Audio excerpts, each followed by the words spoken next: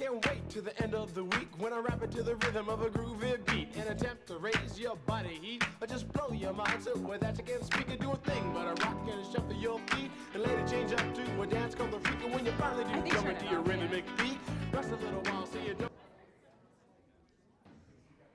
Thank you, Noah. Hi, everybody. We're going to go ahead and get started. So lovely to be with you all this evening. My name is Laura Henriksen. I'm the program director here at the Poetry Project, and I am so excited to be together for the end of the line, Rhyme and the Poetics of Authority with Julian Talamantez Brolaski.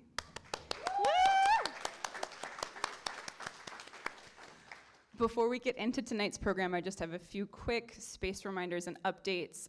There are 2 all-gender restrooms located upstairs and 2 more here on the first floor through the sanctuary. If you need access to those the first floor restrooms, just find me or anyone on staff tonight and we can get the door open for you. I also wanted to share with you, we have a lot of really wonderful programming coming up this spring at the Poetry Project that I'd love to see you back here again for. So tomorrow evening, we'll be in this space once again for a performance of Brecht's The Measures Taken, which is really, yeah, I know, a totally unmissable evening. And then again on Monday, we'll be in this room for readings by Jesenia Montilla and Funta Omajola. So a lot of really wonderful stuff coming up. It's all on the Poetry Project's website. And then we have newsletters at the front too, which has our calendar in it. So be sure to pick up a copy if you don't have it already. We are so pleased to be offering this programming tonight in collaboration with our very good friends at the Badgley Wright Lecture Series on poetry. If everyone is not so familiar with the really wonderful work that they're doing, I wanted to read a quick introduction about them. So the Badgley Wright Lecture Series supports contemporary poets as they explore in depth their own thinking on poetry and poetics and give a series of lectures resulting from these investigations. Lectures are delivered publicly in partnership with institutions and organizations nationwide, such as the Poetry Project, and you can find out more about past, present, and future lectures and explore their archive at badgleyWrightLectures.org, and I really do recommend checking that out because they've hosted so many astonishing lectures over the years. When Badgley Wright first reached out to us about this possible collaboration, I was just so extremely excited, having been a totally devoted reader of Brolaski's work for over a decade. Its poems and voice have helped me to understand music and meaning and expression and transmission in increasingly capacious ways, exceeding always the limitations of time and grammar, pushing outward rhythmically. So the chance to hear Brolaski reflect on rhyme as the felt presence of the author as, quote, potent locus in which the problem of believability is foregrounded, unquote, arrived like a spring dream, and I'm so glad that it's a dream we can now all share in. Please join me in welcoming Julian Talamantez Brolaski to the Poetry Project.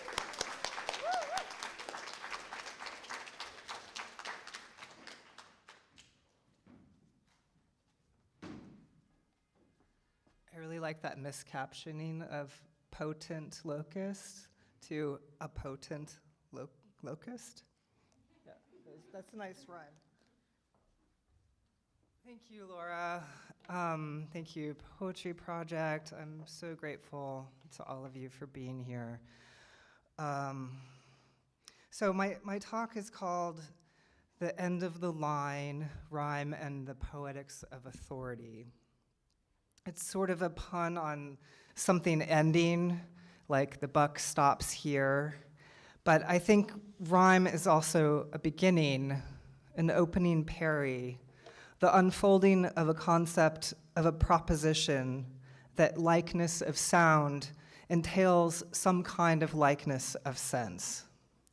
The opportunity for paradox, heterogeneity, hybridity, and I was thinking of that line by Samuel Johnson describing John Donne's work, heterogeneous ideas yoked by violence together.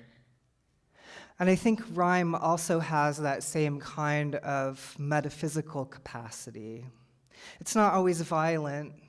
Sometimes it can be jarring. I guess it can be violent. It can be elegant. It can be really awkward, which is part of what appeals to me about rhyme, its awkwardness.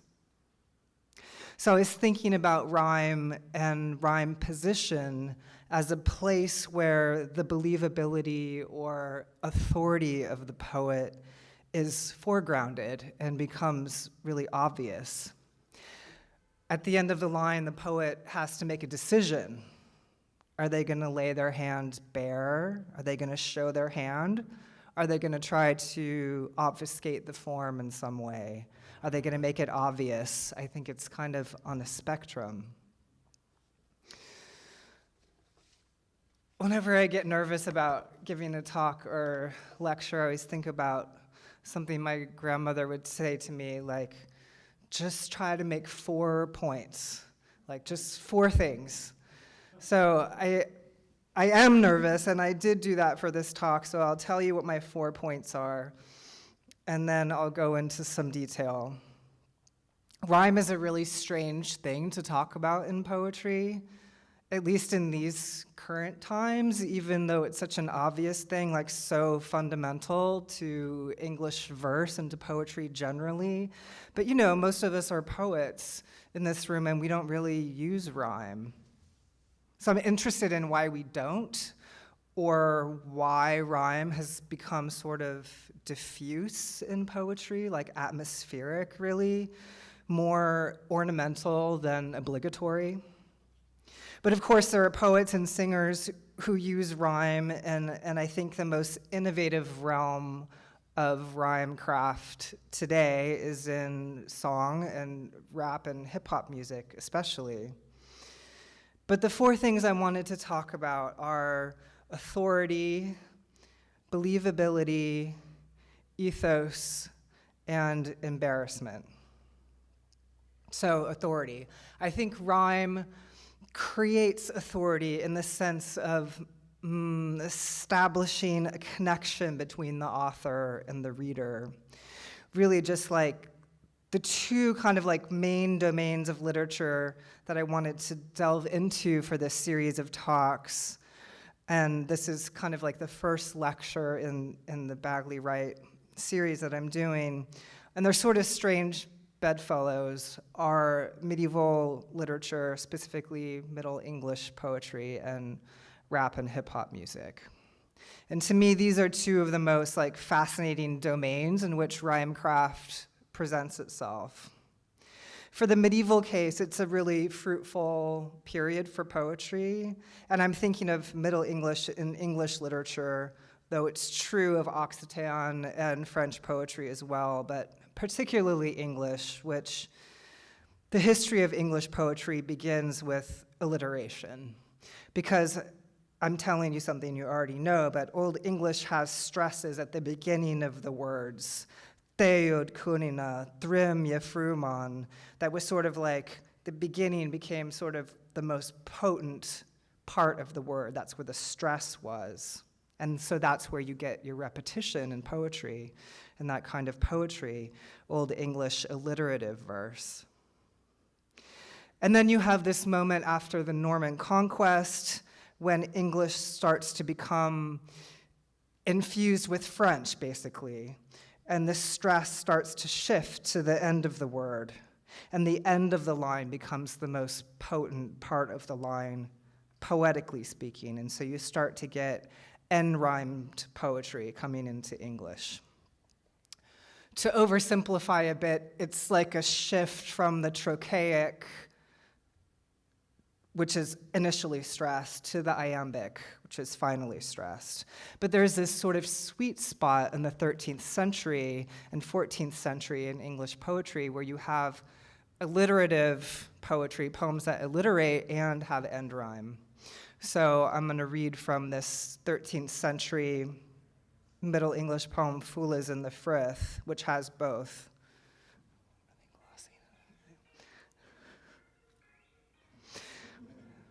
Fool is in the frith, the fish is in the flood. I'm not going to do a Middle English accent. And, well, I sort of can. And ye mon wax a wod, such sorrow ye walk with, for based of bone and blood. So fool is in the frith, fool is in the frith, fish is in the flood, wax a wod, best of bone and blood. So you have both this alliteration and this end rhyme, this kind of super saturated rhyme. And I realized, of course, on the contemporary perspective, the most innovative and super saturated realm of rhyme craft is in rap and hip hop music. And so in addition to the usual typology of rhymes that I was finding in the literature, I had to start making up terms for these unusual types of rhymes I was finding.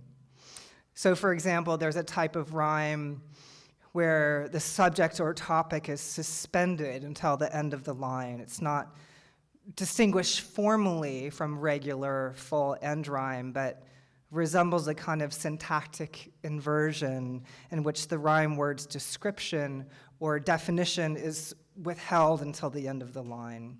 So a quote from Nicki Minaj, "If you could turn back time, share, you used to be here, now you're gone, ne'er." So, i.e., if you could turn back time in the manner of share, like referencing the 1989 hit, if I could turn back time, very heavily associated with share. Nair is, if you lived through the 80s or 90s, is a hair removal product. So used to be here, now you're gone, Nair. So the main topic or subject of the line is withheld until the rhyme, almost like the definition comes first and then the subject comes at the end. And I have never seen that in written verse. So because of gestures like these, rhyme for me presents a kind of distillation or condensation of poetic authority. Because rhyme is an occasion to show off, really, or to show mastery over the form, it's also an occasion to earn authority or to be believable, to present something that seems true. So authority has this relationship to believability in the way that I'm thinking about it, where it presents one case for a basis of believability. And by showing mastery over the matter and over the form, poets can claim authority for the text, if not for themselves, and invite belief. One reason things are believed is that they are communicated by a trustworthy authority, what Aristotle calls ethos. And poetry is traditionally categorized as a branch of ethics in medieval thought. And rhyme itself can have an ethical dimension, even in just the etymological sense of ethos as a habit, a place of return. Rhyme is also a place of return to home base, a repetition with a difference. So I became really interested in rhyme and particularly rhyme position, as a locus of analysis for poetry because of this problem of believability. The believability of and the authority of the poet being foregrounded through their use of rhyme. Rhyme also foregrounds through its reliance on artifice, the presence of an author or authors. And the idea of authority is relevant in both Middle English literature and in rap music because they're kind of on opposite sides of the spectrum in terms of self-identification, self-naming. MCs are always talking about who they are and naming themselves in their songs, deliberately crafting a persona with verbal prowess. Snoop Dogg does this all the time. Nicki Minaj, Soulja Boy, Ice Cube, go on and on. And similarly, medieval Occitan or troubadour poetry of France also has this self-naming aspect. There's often like a coda at the end of the poem, like, I'm Arnaud Daniel, and I wrote this, I'm the best poet. Je suis Arnaud, camas Laura, et chats le lebre ablobu, et nadi contra suberna. I'm Arnaud, who gathers the wind and chases the rabbit with the ox and swims against the tides, like this bragging gesture. Whereas Middle English poetry, for some reason, most of it's anonymous. You don't get a lot of named authors before Chaucer until the printing press basically gave some sort of impetus towards capital and market pressure to put your name on your work. But for my focus on medieval English poetry, the authors are typically unknown before 1450, which is sort of complicated from the point of view of authority, at least from a Western perspective, where authority is typically located in the individual, rather than, say, from an indigenous perspective where collective authority is more the norm. So, to the extent that there's a relationship between authorial presence, the presence of the poet, and the creation of a believable poem, we can speak of an epistemology of rhyme. That is to say, how does the rhyme figure or disfigure what is knowable in the poem? The simultaneous or like near simultaneous perception of similarity and difference can cause the audience to reevaluate the relationship between language and the world. What can be known, in other words, becomes subject to question. But in a further paradox, rhyme is grounding, anchoring, serves as a reminder we're in the poem. A recent study called Birds of a Feather Flock Conjointly shows that because of this enhancement and processing fluency that rhyme brings, people perceive rhymed ads to be more truthful than non-rhymed ones. And there is this really real temptation to erect a correspondence between form and meaning in a given rhyme pair, so that sameness of sound somehow psychologically seems to entail sameness of sense. But of course, that's a false proposition, and that tension is palpable with rhyme. It offers the poet an opportunity to manipulate the assumptions of what is true or what is knowable in the poem. In this way, rhyme kind of sets up an epistemological paradox. Forms and meanings seem to correlate because of this likeness of sound, and thus to be true or trustworthy, but there are lots of reasons to distrust what the poet says at the end of the line. So I mentioned authority as one of my 4 points, believability, that poets can manipulate our belief, our capacity for belief, and that kind of availability for the truth. And the thing about believability and authority is that it involves the reader's or the listener's direct perceptual participation in the poem. Because I think that rhyme has to be perceived in order to be truly felt. Embarrassment. Embarrassment was the other point I wanted to make. That's like the elephant in the room. Rhyme is embarrassing.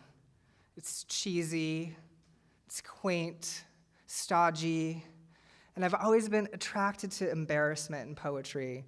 In my own poetry, the feeling of embarrassment or of laying bare, and that's what got me interested in rhyme studies. But I think before I try to make any more points, I should offer a working definition of rhyme. So since this is the beginning of my series of talks for the Bagley Right, I'm kind of laying out some of my main ideas, and I'm going to delimit rhyme in this case, in this series of talks, to the most prototypical type of rhyme in English verse, that is to say, end rhyme. And I'm going to start by defining it as the repetition of linguistic melodies at the ends of corresponding lines in a poem. So I think of melody both from a linguistic perspective, in terms of its sound shape, but also from a musical perspective. And rhyme clearly also holds a range of metaphorical concepts as well as formal concepts. And it's used to express a range of types of likenesses in language, ranging from syntactic parallelism to mimesis generally. But broadly conceived, it's not limited to written or spoken or rapped or sung poetry. It's also used in this abstract sense of concord or accord or agreement. Our steps will always rhyme. And the repeated element of rhyme may, as I mentioned, be any place. Like, I think of alliteration as initial rhyme, for example. But it can be in any domain of sound or gesture in language, as studies of rhyme in ASL and other sign languages can attest.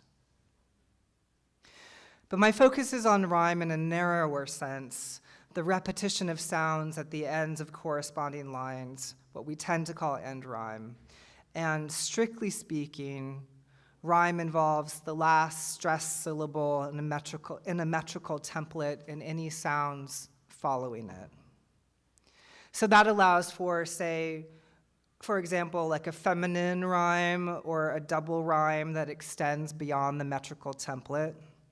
In Shakespeare's Sonnet 20, for example, which is actually composed entirely of double rhymes, here's a few lines. Gilding the object whereupon it gazeth, which steals men's eyes and women's souls amazeth. And I don't have time to go into a description of generative metrics, but in this case, the final syllables, gazeth, amazeth, those F's are 11th syllables from the typical pentameter line of 10. So they're extrametrical in the sense that they are outside of or beyond the metrical structure of iambic pentameter. But in this case, like I said, in its prototypical form in English poetry, rhyme means end rhyme, which can take many, many forms, including not only full rhyme or what they sometimes call perfect rhyme, but also, and the terminology is like all over the place with rhyme studies. But there's also things get called slant rhyme, identical rhyme, rich rhyme, much, much more.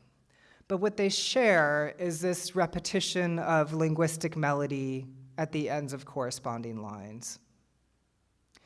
Rhyme is also sometimes used to describe formal repetition which is not at an end, such as alliteration, which repeats initial melodic material, or meter, which repeats rhythmic patterns.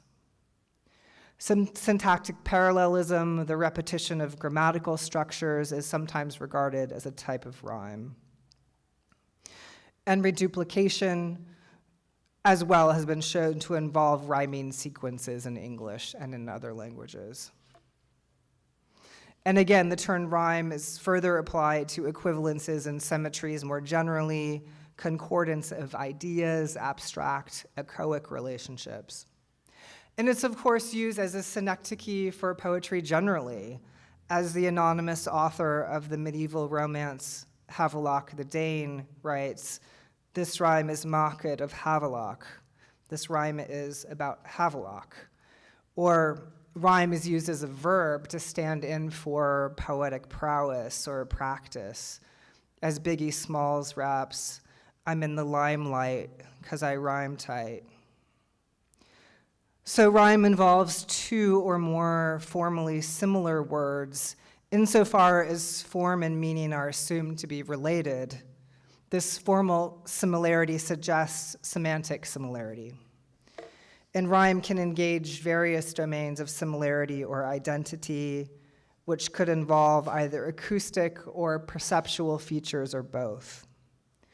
Perceptual similarity includes eye rhyme, which is perceived visually, and like I said, has been extrapolated to include rhyme in signed languages. But I'm following Kristen Hansen's more general description of rhyme as, quote, melodic likeness between ends. And I'm making a minimal assumption of what constitutes a rhyme. So, and this is a quote from Sidney, Sir Philip Sidney's Astrophil and Stella. "Biting my truant pen, beating myself for spite. Fool, my muse said to me, look in thy heart and write." So spite and write is a full rhyme, sometimes called a perfect rhyme, because they're formally identical at the end. Right and spite. They're not only homophonic, they sound the same, they're homographic. They rhyme to the ear and to the eye visually. But some rhymes like one and shun, one, O-N-E, shun, S-H-U-N, are homophonic, but not homographic.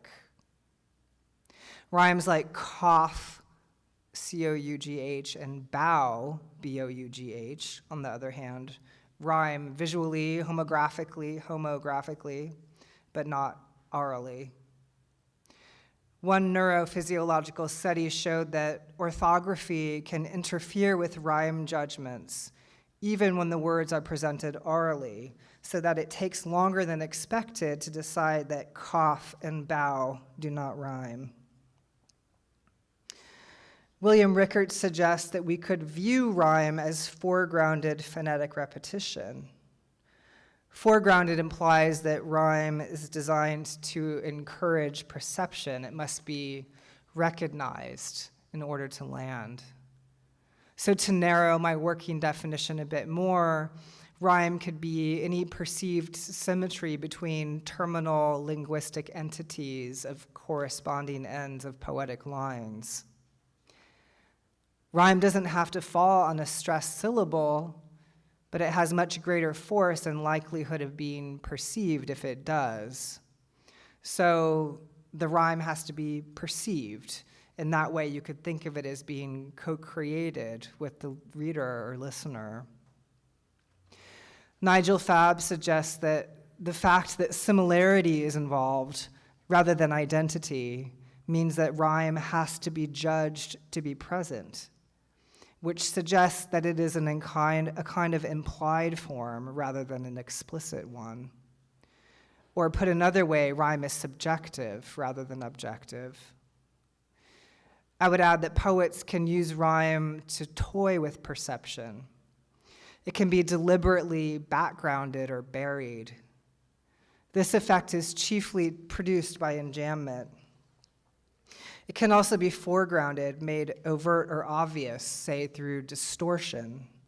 And Ogden Nash has this great poem called On Babies, which just has 2 lines.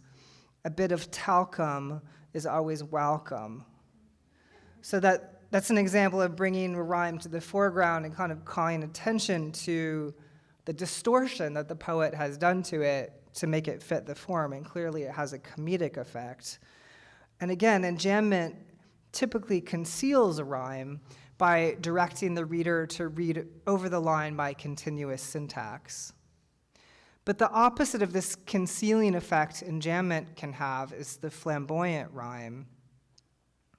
And these can tend to occur in nonsense, satiric, or comic verse, where these outlandish rhymes halt the line and call attention to themselves, such as Jonathan Swift's rhyme of Aristophanes, profane is.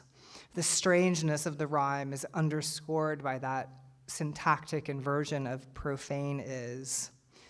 And then there are predictable rhymes. I remember playing this game with some of my poet friends, using the works of Longfellow, because who uses really predictable rhymes. So the game was to read all but the rhyme word and have the person try to guess what came. So outside the gloomy bower loomed a darkening. Yeah, exactly. And there are unpredictable rhymes too. I was inspired to quote from Garrett Caples, who's an example of a contemporary poet using rhyme. I was at AWP a few weeks ago and heard him reading this amazing sequence of rhymed poetry. I'm just going to read a little bit of it.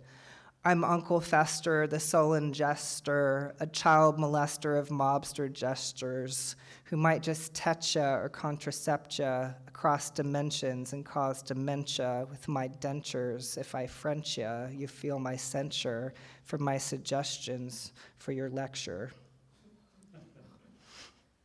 So there are these kind of flamboyant rhymes which are common in comedic verse and also in rap and hip-hop music, and they can be neologistic too, like MC Lyte rapping, I'm an uptown maniac, a hip-hop brainiac, or Sugar Hill Gang, I'm Imp the Dimp, the ladies' pimp, from Rapper's Delight.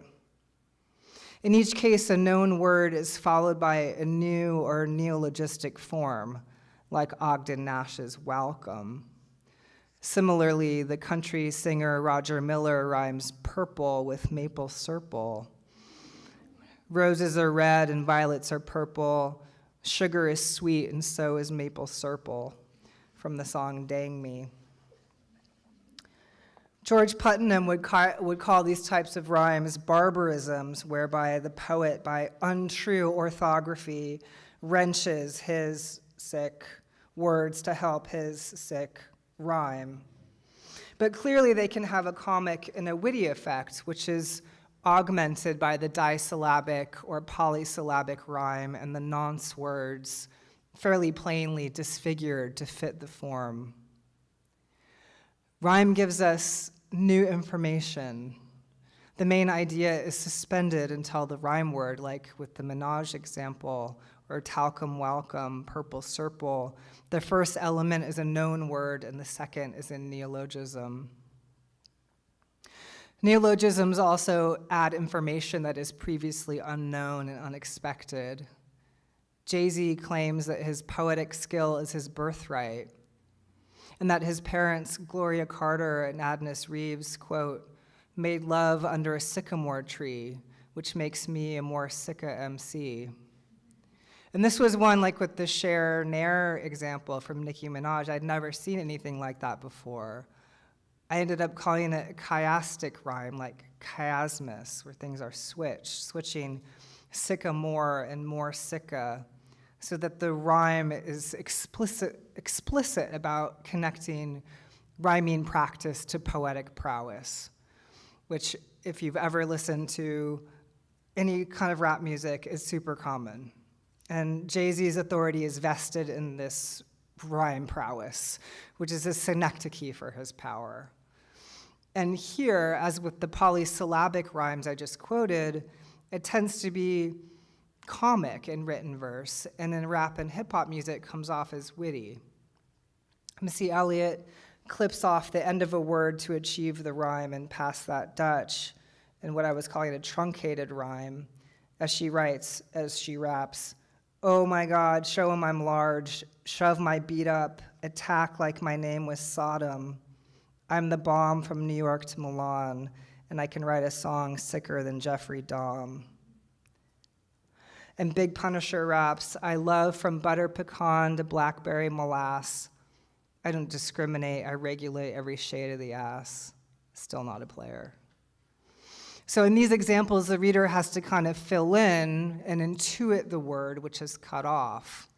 Dom is a reference to the serial killer Jeffrey Dahmer with the cut off. Molass truncates molasses. Again, drawing the reader, the listener, into a kind of collaborative engagement with the poet. This bears some relationship to what Arnold Zwicky called apocopated rhyme. Apocope means like truncation. In his essay, "This rock and roll has got to stop, Junior's head is hard as rock," in which the stressed syllables match, but the following unstressed syllables do not. Usually one word has an additional syllable lacking in the other, such as face, places, or end, offended. The rhymes take that notion one step further by literally realizing the apocope, i.e. the truncation of the letter or the syllable in the delivery. It also allows the reader to perceive the word's meaning, even though the form is truncated or distorted. Like with the Ogden Nash example, the talcum being welcome, pronunciation is sometimes playfully altered. Adam Bradley, in the book of rhymes, The Poetics of Hip Hop, calls these transformative rhymes. And I was thinking about Biggie Smalls' Juicy, where he kind of contrasts his humble upbringing to his current lifestyle. Birthdays was the worst days. Now we sip champagne when we thirsty. So that thirsty adds a different, almost like enacts that which it's describing, that laid-back attitude, that leisure lifestyle. Much has been made of the concept that nothing rhymes with orange.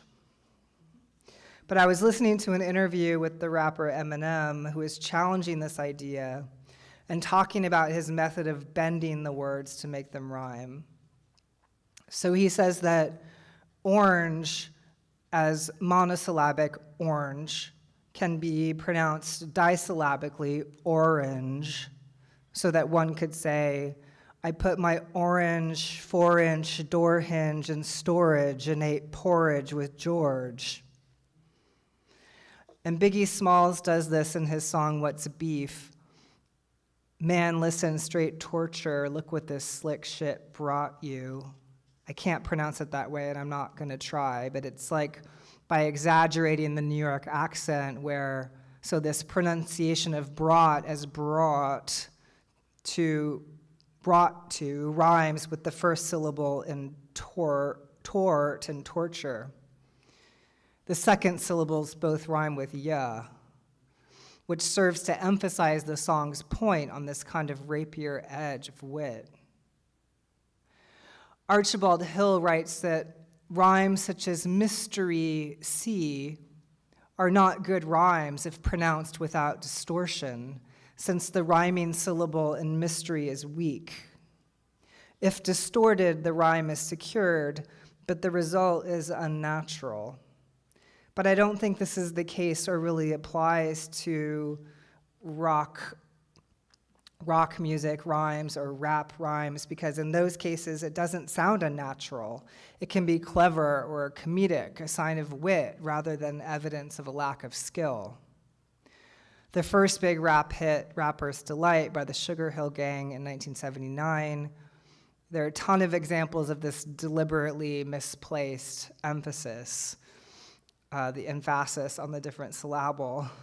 I'm going down in history as the baddest rapper there could ever be, from Master G, but I'm the grandmaster with 3 MCs that shock the house for the young ladies. I'm exaggerating to prove a point, but you're all familiar with that song.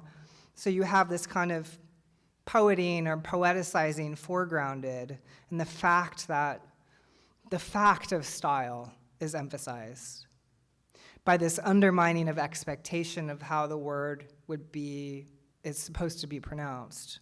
History, ladies are finally stressed. Partial rhymes also undermine expectation. So our pact with the poet is challenged. The mind is jarred. The rhyme can also draw more attention to itself by being imperfect. The poet thus risks seeming incompetent, risks, in effect, their authority. But if you look at the trajectory of Shakespeare's career, you can see that as his career progresses, his use of, it's hard to really know this because we don't exactly know how things were pronounced. In fact, rhyme is sort of like the evidence for pronunciation in the Renaissance, but it seems as though his use of off rhymes and slant rhymes increase as his career progresses in his later work. And by using rhymes that are similar rather than identical in a context where identity is expected, the poet can allow doubt to creep in. Doubt in the poet's capacity or their skill, doubt in the melodiousness or truthfulness of language, doubt in the ultimate compatibility of things. However, since repetition pleases, but too much repetition displeases, poets have to strike a careful departure from the metrical rhythmic form is necessary to avoid a sense of stasis or sameness, and to highlight the pleasurable return as to the return to the tonic in music. So we could say that anomalies of rhythmic or metrical equivalence, far from exhibiting a lack of skill on the part of the poet, relieve the ear of a monotonous impression. But as you know, if you've ever tried to rhyme anything, the parameters of rhyme can tempt the poet to change or thwart their thought, what George Gascoigne calls their first invention. And he goes on to warn young writers in this advice to poets. He says, "For many writers, when they have laid the platform of their invention," this is like 1600s type of language, "and yet are drawn sometimes by rhyme to either forget it or at least to alter it, as when they cannot readily find out a word which may rhyme to the first, and yet continue their determinate invention, they do then either botch it up with a word that will rhyme, however small reason forever it carries with it, or else they alter their first word, and so perchance decline or trouble their former invention. But do you always, you poets, do you always hold to your first determined invention, and do you rather search the bottoms of your brains for apt words than change good reason for rumbling rhyme?" So rhyme's contribution to style lies partly in this delimiting of the available lexicon, of the available lexical items, what Roman Jakobson calls the axis of selection in his description of the poetic function. But faced with this limitation that Gascoigne describes, when poetic flow is wanting, the poet has to either sacrifice their invention, their intended meaning or nuance of meaning, or else stretch what's allowable as a rhyme. This makes a particular poet's rhyming practice fruitful for an examination of style. A given poet's rhyme hoard reveals one dimension of their aesthetic. Just as rhyme is a condensation of poetic authority, a poem's rhyme hoard is its state of mind, a condensation of its content, and a representation of its atmosphere. Rhyme is inherently dubious. At very least, it's subject to epistemological uncertainty. Gascoigne's advice supports the idea that rhyme has or is in opposition to reason. It also renders the poem subject to the question of sincerity, since rhyme is one way that poets manipulate truths. The skeptical reader will soon doubt the poet's art and begin to wonder if showers always portend flowers or bowers, or if a dove always accompanies love, or if sorrow will end on the morrow. Edward Lear acknowledges the extent to which a poet may distort the fact to achieve the rhyme. And Lear was a nonsense poet. He writes, "Beneath these high cathedral stairs lies the remains of Susan Pears. Her name was Wiggs, it was not Pears, but Pears was put to rhyme with stairs." Rhyme's ability to hold contraries is part of its power. The rhyme seems true. The rhyme also seems false. In this way, a rhyme pair is like an oxymoron, a functional paradox condensed to two words. Rhymes between words of contrary signification only increase this paradoxical effect. It makes a psychological impression on the audience. It can produce a pleasurable sensation in the brain, and that rhymes sometimes seem inevitable, as if it could not have been otherwise, as if it were ordained or prophesied, or because of the sound. And yet it can also have this surprising or jarring or discombobulating effect. It circumvents the flow of thought, yet it's tasked with appearing natural. In these ways, its authority is variously upheld and diminished. Thus, rhyme undoes its own ethical dimension. So the rhyme seems to be true. This follows from the fact that likeness is interpreted as an argument for truth. Because of this erroneous assumption of sound-meaning correspondence, rhyme can modulate our sense of what's true. At the same time, The end of the line is the point where the poet's choice is constrained by the form, where they're most likely to derail their invention or their intention and distort their thought to accommodate the form. In other words, to lie. There's a quote from this 13th century chanson de geste, La mort à Marie de Narbonne. Nul homme ne peut chanson de geste dire qu'il ne monte là où l'hiver défine, à mot dressier et à tailler la rime. No one can say a chanson de geste without lying where the line ends, in dressing up the words and tailoring the rhyme.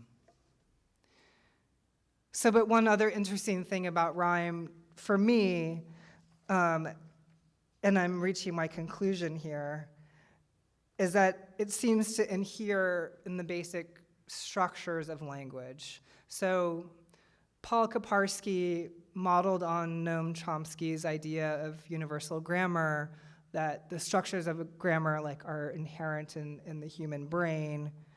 Kaparsky proposes this idea of universal poetics.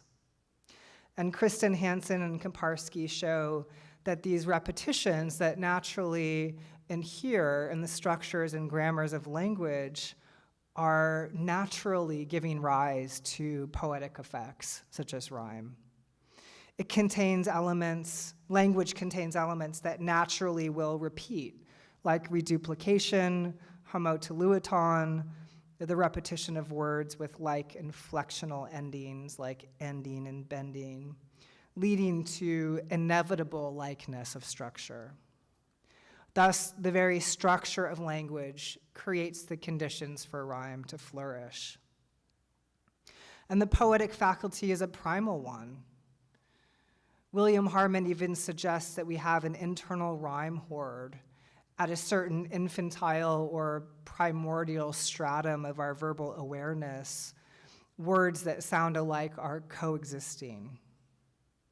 Song and rhyme are rudimentary elements of play, human play with language. And no human culture avoids verse making. No human culture ignores verse making, according to Jakobson. Hansen and Kaparsky, following Jakobson, suggest that in any given literary tradition, verse can exist without prose. Prose and verse can exist together, but no literary tradition consists solely of prose. Verse is thus the prior and therefore the unmarked form in literature. They also say that it's toward prose that literature evolves, but I want to stay here in poetry. So if Hansen and Kaparsky are correct, that the requirements that mark verse are stylizations of the requirements which are already embedded in the structure of language, then rhyme is both natural in the sense that it arises out of grammar and resembles phenomena like reduplication, and artificial. It arises out of the poet's manipulations of such structures. So its appeal maybe lies in the tension between these two elements of naturalness and unnaturalness, or seeming truth and definitely lies. So we seem to admire novelty in rhyme, the striking unexpectedness of it, and also the inevitability of it, not minding the paradox of the rhyme that seems as though it could not have been otherwise. This makes rhyme vulnerable to hyperbole of wit, comedy, violence, and subject to ridicule. Rhyme is embarrassing, especially when it draws attention to itself. And I think that above any other formal element of poetic structure can most be regarded as capable of being cheesy. And in the broader sense, in this sense of it being embedded in the structure of language, not only because a given language possesses a limited number of forms, but because repetition is necessary for the making of meaning. Endless idiosyncrasy cannot be meaningful, so that thought itself requires sameness and similarity. Grammar employs these repetitions. Poetic form is anchored in grammatical form. Repetition emphasizes the thing being repeated, facilitates memorization, cements knowledge, encourages play. Poets perceive the repetitions already embedded in language and begin to practice them deliberately, to systematize and amplify them for rhetorical purposes. The poet references a world outside the poem, or makes one. And this entails different kinds of authorities, leading to different poetries and different engagement with poetic devices. It is a condensation of the poet's art and of their authority. It's why poets and rappers call their verses their rhymes. It's why Shakespeare pins his literary immortality on rhyme, specifically as a synecdoche for his poetic authority and for the poem itself. In Sonnet 55, not marble nor gilded monuments of princes shall outlive this powerful rhyme. The perceived naturalness of rhyme is at odds with our sense of it as artificial, even insincere. But rhyme is able to hold this contrary signification. Its authority can convey both confidence, the rhyme seems inevitable and true, and ineptitude, the rhyme flails, it's too obvious or contrived. Rhyme can cause the poet to write backward as well as prophetically. Whatever their inventions or intentions, they're thwarted by the law of like endings.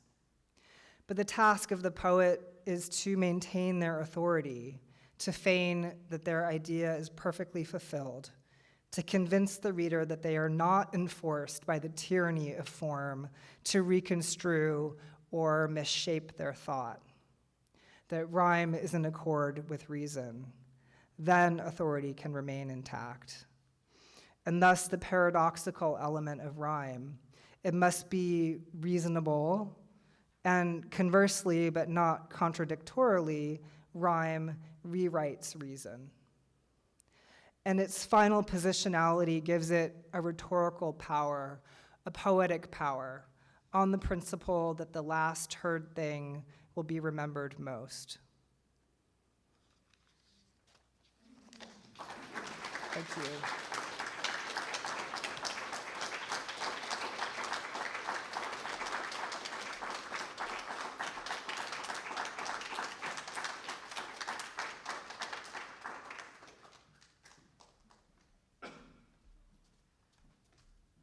Thank you so much, Julian. That was so beautiful. I was like on the edge of my seat the entire time. I was so fascinated. I was so sad when you said you were approaching your conclusion, and then deeply comforted when I remembered that this is the beginning of a series, so there will be more. That was really, thank you so much. That was such a pleasure to get to be with you for. Beautiful.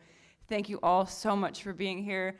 I hope the rest of your evenings are beautiful, and to see you at the Poetry Project again very soon. Have a great rest of the night. Get home safe. Thank you.